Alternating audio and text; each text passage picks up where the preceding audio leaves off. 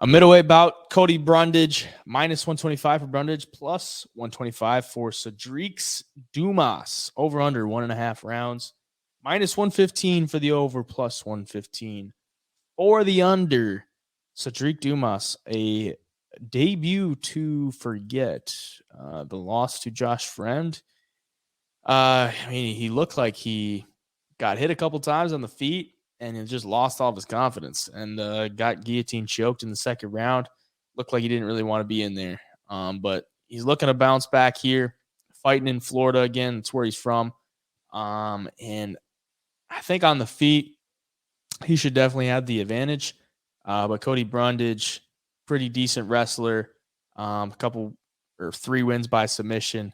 Could get it there. But I'm looking at this one like probably a decent bounce back spot for Sedrique Dumas. I mean, Brundage is taking this one on short notice as well. Dumas was supposed to fight Soriano. Brundage stepping in on about 7 to 8 days notice. But yeah, I can't really get behind Cody Brundage. Like the skills are like okay. The fight IQ is pretty bad. Like his losses in the UFC, Nick Maximov, who's no longer in the UFC, Olashaychuk, he got just destroyed with some ground and pound, and then he got choked out by Rodolfo Vieira. Like he pulled a guillotine on Rodolfo Vieira and basically just gave him an arm triangle after that, which was pretty crazy. And then he nearly got knocked out by Dolce Longiambula, and then just pulled a guillotine out of nowhere, and it worked out for him. So I don't know. I can't really get behind either guy too much, but I would go with Dumas. If it stays on the feet, I think he can knock him out. What do you think? Yeah, it's one of those weird situations because I feel like a lot of people are going to watch Sedrique Dumas's debut and then try to fade him here again. But I think there's a lot of factors that went into that loss. I think Dumas was way overly confident in himself in that one. Thought he was going to run through Josh Fremd. He just watched Tresean Gore submit him with that nasty guillotine. And I think he thought it was going to be a walk in the park. And he got in there. He got cracked once and thought, shit, this is not what I was expecting at all. And then from there, Josh Fremd just kind of started doing whatever he wanted. Got the takedown, got him tired. He got him, he had all the control in the world. He was doing whatever he wanted. So I think this is a decent bounce back spot for Sedrique.